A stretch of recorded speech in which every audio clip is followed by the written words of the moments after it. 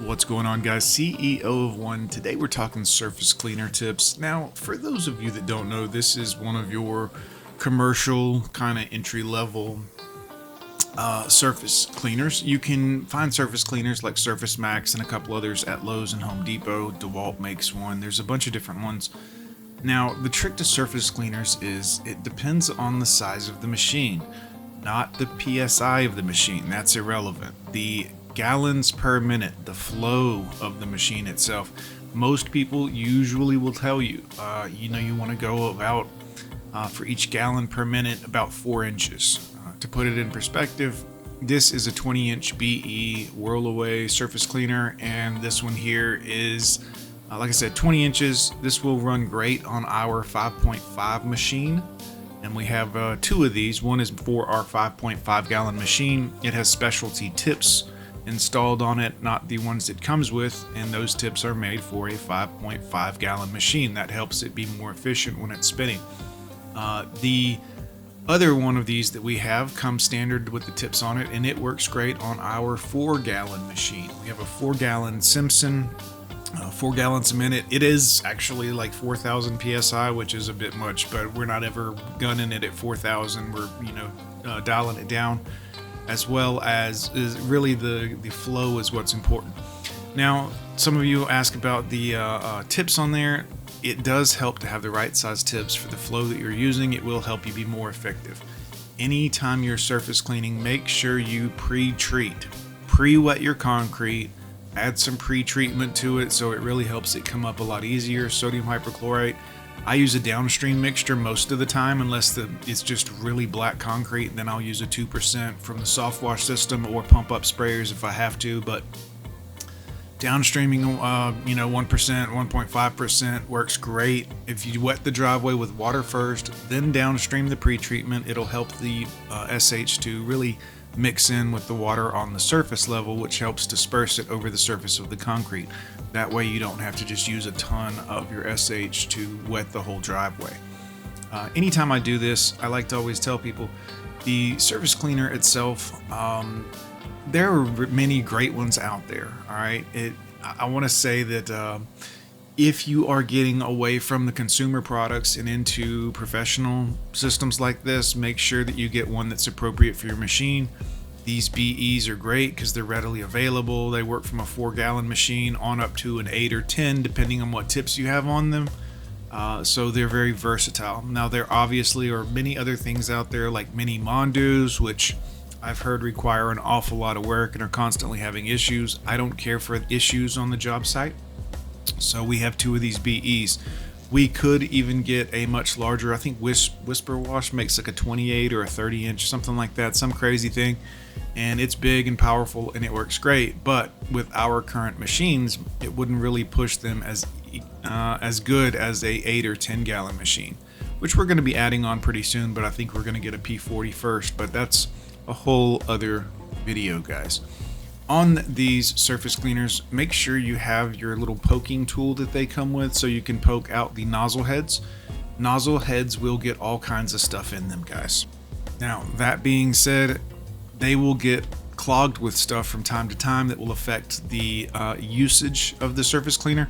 I'm going to tell you right now, guys, every driveway, sidewalk, whatever you're doing, blow it off with a blower first. Get all the rocks, sticks, debris off first, because you're using your surface cleaner and it's spinning and there is a pebble on the driveway and it gets underneath that surface cleaner and bounces up from the water pressure into the spinning metal rod inside of your surface cleaner, it will poke a hole in that rod. Absolutely. We've done it before.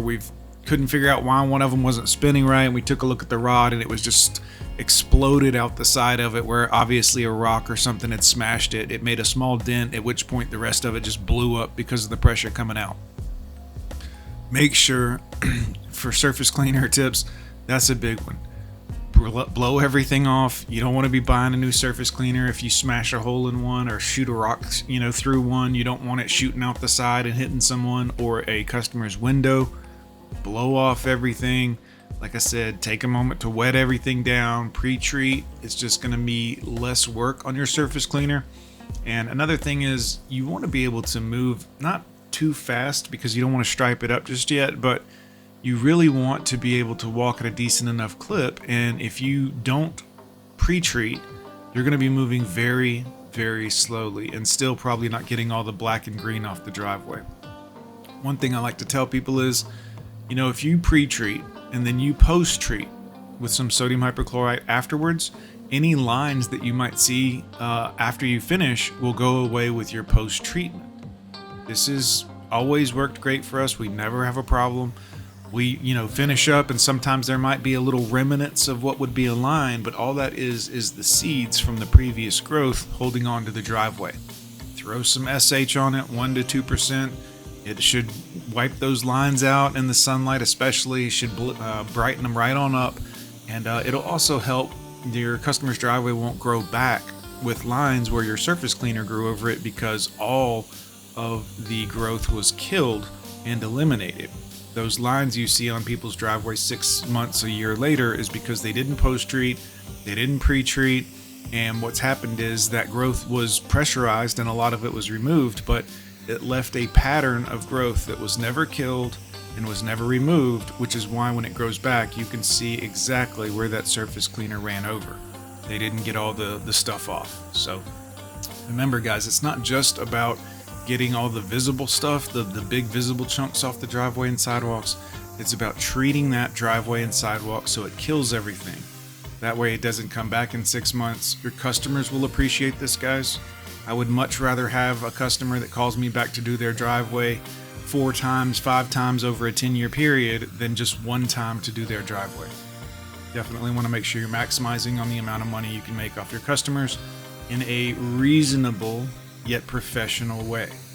So again, that's a way that we can have more than one job from a customer over a period of years. Return business is how you grow your business, but it also sets a precedent to your customer that, hey, we go in the extra step. I know some people that pressure wash and don't pre-treat and post-treat because they want to try to get the return business every year from the customer. While yes, you might make more money that way, I think it's much better to set the expectation with the customer that, hey, we pre-treat, we post-treat, we're trying to help make this last long for you so you get the most bang for your buck.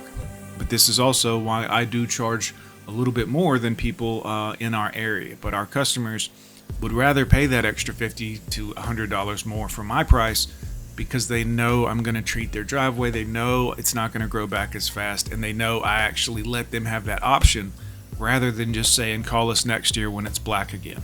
So let me know what you guys think. What other surface cleaner tips can you think about? Let's see, another one we like to do. We always rinse our surface cleaners at the end of the day so they're not stagnant, discolored, and full of growth.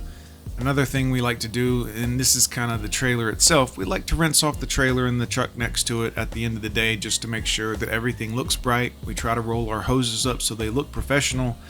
This will matter to people that see your rig on the street that might potentially call you. If it looks rowdy and shoddy and no good, they're not going to want it parked in front of their house. It's got a bright, beautiful sign on it. It looks professional. The hoses aren't stained because they've been, they got SH on them. They're clean looking. They're rolled up nice. Your customers will really, really appreciate that kind of stuff. And it goes a long way to getting you return business from other customers. Anyways, guys, I'm CEO of one. Put it down in the comments. What other tips do you have for surface cleaners? Anything you can think of. We would love to hear from you guys. Hit like, hit subscribe. Help us join this community by adding information into the comments that might be helpful for other pressure washers, house washers, roof washers, or window people.